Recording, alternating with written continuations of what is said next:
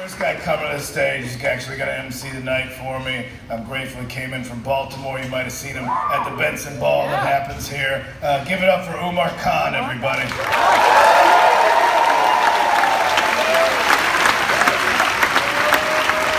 DC, how are ya? Holy shit, oh my god, thank you for turning out. Oh, we got 2 stools on stage. Because Kyle was like, most comics, they pretend to fuck 1 stool, I'm gonna do 2. Yeah, guys, I'm from Baltimore. Anyone here from Baltimore? Oh my god, everyone. Good, fuck DC. I'm just kidding. I'm from Baltimore, I love it. I work there also. I'm a Baltimore City public school psychologist. Yeah, it's a weird job, because like I work in a high school in West Baltimore City. Yeah, and we don't get trained to deal with half the shit we have to deal with. Like, one day the principal came to my desk, she was like, Mr. Khan, this 9th grader comes to school high every day, can you talk to him? I said, sure, what are his grades like? She was like, oh, he gets all A's and B's. I was like, sounds like he has life figured out. And what's my first question to this kid? How do I become as cool as you? And it's weird, like, I'm not a professional, like, but it's weird, you know, to be a school psychologist. Like, this is how I dress to work every day. And I have to sit in meetings and deliver serious news to parents. I have to say things like, ma'am, based on the results of my assessment, I believe your child has autism. And the mom looks at me, she's like, are you sure? Because you're an adult in a hoodie. And I put the hoodie string in my mouth, I'm like, any questions? In my free time, I volunteer with inner city high school kids. I was working with this kid around the holidays. He was like, hey, Umar, what'd you do for Christmas? I said, nothing, man. He said, why not? I said, because I grew up Muslim. My parents didn't do that. He looked at me and he was like, man, Christmas is the best. You're a grown-ass man. Celebrate that shit next year. I was like, thanks, Daryl. He's like, my name's Darrell. I was like, Darrell, you're a grown-ass man. Change your name. I love these kids, they're amazing. They're super smart and super funny. The one thing I don't like about working with them is that black teens are really good at making fun of you. And they'll say shit that makes no sense, but it still hurts. Ooh, not enough black people in the room to enjoy that joke. No, black kids will say shit that makes no sense, it still hurts. One time I was working with this kid, he was staring at me, he's like, you know what, Umar? Your head shaped like a box of Newports. The fuck does that mean? But it hurt! And I was gonna let this piece of shit get away with it, so I was staring at him, trying to figure out something I could make fun of him for, and he just looked at me, he was like, nah, you taking too long, and walked away.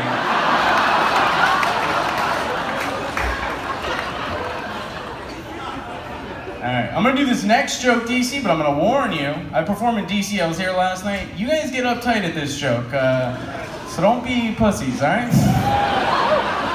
We're all cool, right? Okay, but it was a bad year for Baltimore, man. I don't know if you kept up with the news. It was like record violent crime, record homicide, and a lot of them were committed by teens, which was a bummer for me, because, you know, I work with them, I love them, and I didn't like the way that, like, all these fat county conservatives were talking about Baltimore teens on social media. I would see them post things like, oh, we can't even go downtown anymore because black kids are gonna kill us. It's like, dog, stop pretending like black kids are your #1 threat downtown when you know it's a cheesecake factory.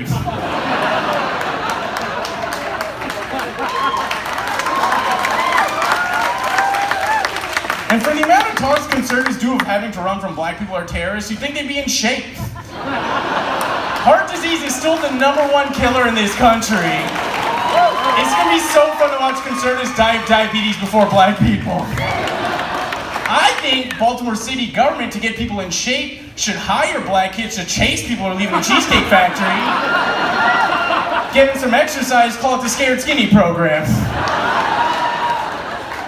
Remember when the Obamas were in office and Michelle Obama's initiative was to get Americans to eat healthier and exercise? And she started with kids' school lunches. And conservatives called her awful names. They were like, get your long, dark, toned, sexy arms off our kids' food! I think it was a PR problem, because conservatives respond to fear. So I think the White House should have packaged her message this way. Hey, Michelle Obama is here to save you from your own personal 9/11. You know, your diabetes acts up, they cut your leg off, that's like tower number 1 down. They cut your second leg off, now you wish you could kneel during the national anthem.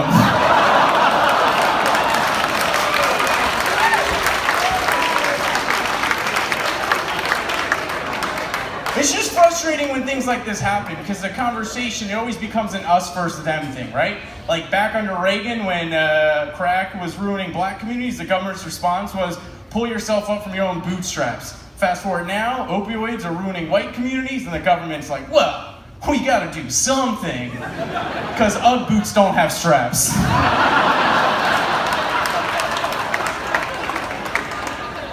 All right, the woke jokes are done. All right. Hey, gay people suck. No, I'm just kidding. What if that was like I went into like just super anti-gay material after all that? That'd be awesome. Oh, cool. You guys made it through. Thank God. I got booed one time doing that joke here. All right. It's been a weird year to be a brown dude in America. Like my brown. Like, I don't know if you can tell. I'm Pakistani. I don't know. Sometimes people in lights are like, dude, you look white. Thank you, Mom. No, it was a weird year to be a brown dude in America, like, because a movie came out last year that starred a Pakistani person. I'm a Pakistani person, and when this movie was out in theaters, for some reason, my white friends, they couldn't stop texting me about it. And one day, my friend, she texted me, she's like, hey, Umar, I heard them talking about the Big Sick on NPR, it made me think about you. I was like, that's fucking racist. And I responded, I was like, every time NPR does a story about some dumb white chick who found herself through yoga, I don't text you about it. No, I'm teasing, because the movie's about a Pakistani stand-up comedian whose parents hate that he does comedy and that he dates white women, so it's very relatable. And the movie talked about arranged marriages, and my parents had an arranged marriage, and I didn't know this, but because I'm single and my older brother's single, there's a network of Pakistani families that visit my parents' home with their daughters and leave their daughters' pictures for me and my brother. And one day my mom threw a picture at me, she's like, Umar, I found the perfect woman for you. And there's just this lady standing next to a tree like this. And she was wearing a headscarf, which is fine, but I was like, Mom, does she know I'm an atheist? I drink, I do drugs, I fuck white chicks, and I tell strangers about it. And my mom had the best response. She was like, oh yeah, don't tell her that until after you're married. I was like, your mom gets it! You gotta lie to women! My parents have never dated, but they wanted to give me dating advice. Like one day my dad was trying to be cute. He's like, you know, Umar, I met your mother only after seeing her picture. I was like, yeah, Dad, I do that shit all the time. One day we were at dinner, my dad was trying to give me some dating advice, and he was like, hey, Umar, you see this bread on the table? I was like, yeah. He was like, let's say a strange man came and ate some of that bread. Let's say another strange man came and ate some of that bread. Would you still eat that bread? I was like, hell yeah, Dad, I'm a fucking freak. I would eat that bread the same time another man was eating that bread. Also, what a weird analogy, we're both sharing this bread right now. Or we have a threesome after dinner. Yeah, me and my dad broke bread that night, guys. You guys took a little dip on that ride. Yeah, it's cool, man. I am dating. I'm on the apps. Is anyone here on the apps? Oh, I'm the only lonely one? No! I saw you guys walking in here. Fuck you. No, I'm on Tinder and I don't like it because I'm not getting any matches and I started feeling ugly about myself. But then I read a study that said people of color are way less likely to get matched on an online dating site. And after reading that, a wave of relief fell over me. I was like, oh my God, thank God. I'm not ugly. The world is racist. I'd much rather live in a hateful world, but where I'm good looking. Like, I used to think before reading that study, girls look at my picture and go, he's gross. But now I think they'll look at my picture and go, he's cute, but my dad wouldn't approve. Or he's cute, but I don't want an Aladdin baby. Now, that's another good one. Fuck you guys. Yeah, and Tinder has taught me a lot about white women. I've learned a lot about white women from Tinder. Apparently, white women love adventures.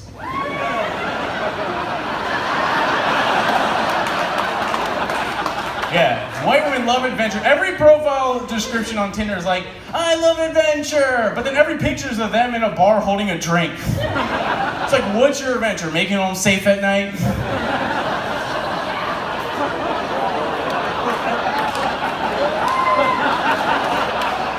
And dating's weird for me because I've only dated white women. I get nervous when I meet parents. I think most people raise their kids to be open-minded, but when parents meet me, like, ooh, not that open-minded. They look at their daughter, they're like, we just want you to shop in the ethnic food section, not fuck it. It's my life, not yours. Yeah, man. When you date a lot, you find yourself in awkward situations. Like, okay, don't get weird, DC, but we all have a hookup we regret, right? All right, thank you to like the 4 honest people. The rest of you, you're the regret. No, I'm kidding. We all have a hookup we regret, which means we're all someone else's regret. And I'm fine with that. Because haven't you ever woken up next to a stranger and you looked at them and you're like, fuck, I gotta get my life together. Like, but if I can bring that motivation and change to a woman, God bless me. But it sucks when you see the regret happen live on the person's face on the date. And that happened to me. And I sure know it was gonna be trouble because the girl kept prefacing the date by saying, I'm kind of nervous. I've never been out with a brown dude before. It's like, you've been out with a human, right? It's like that, but way better. So we go on our first date, and it was weird because she kept saying oddly racist things. The weirder part is me and her both work for Baltimore City Public Schools. On our first date, she said all black women look the same. Oh! Right? And if you're a black woman, go kick her ass and she won't know who did it.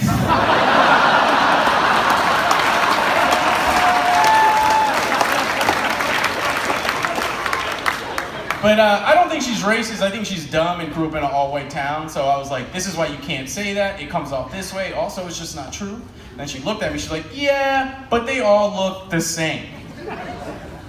And in that moment, DC, I was like, I have to have sex with this white woman. Because just knowing it's going to make her parents angry is going to make it that much better. So second date, we're in my bedroom because I'm dope. And I take off her clothes. She takes off my clothes. She looks at me. She's like, never mind. We put our clothes back on. We decided to talk about it. We decided to be just friends because I'm a pussy. And every time we kept hanging out afterwards as just friends, she would text me, hey, how come you didn't try to kiss me? Hey, how come you didn't try to kiss me? And I texted back, I was like, dude, I can't tell if you're into me or not. And then she texted, do you want honesty? And I should have said, no. And what she should have said was, do you want brutality? But I was like, fine, go ahead. And this is exactly what she sent me 2 texts. Word for word, this is what she said. She said, I can't handle hairy guys, ... but everything else about you is great. And then she thought she would save that by immediately sending another text that said, I'm sure you'll find someone who's into that and she'll have hair in her vagina and it'll be great. Yeah, so she's dead. And you can hear about the next Serial podcast. The next time you hear my voice, it's gonna be from prison through a collect call. Everyone's like, that dude did it. He said it at the 9:30 club. All right, I'm gonna do this and get out of here.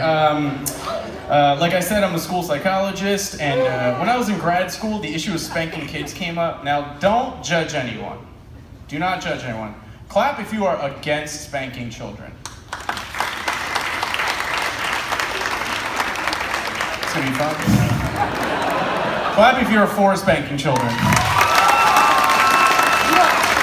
Always more. And not only is it more, there's more enthusiasm. And most of you probably don't even have kids. You're like, I can't wait. I hope they're shitty. Someone who clapped for it, tell me why. Why do you think it's a good thing? Because you teach? We're gonna take away your fucking license. Front row with sandals on like an asshole. You're gonna teach your ass some fashion. All right.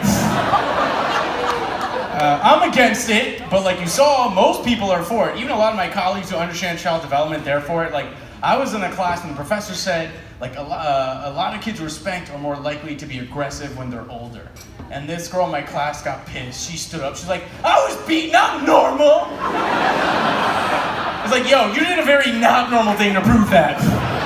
and I was spanked like crazy growing up. My mom used to hit me with a spatula so much so that I thought that's what they were for. Until I went over to my friend's house, I saw his mom flipping eggs. I was like, hold the fuck up. You're gonna serve me food with that? After that's on someone's ass? Are you guys ready for your next comic? All right, get louder, keep the energy going. She has a podcast called Lady to Lady. Here for Brandy Posey!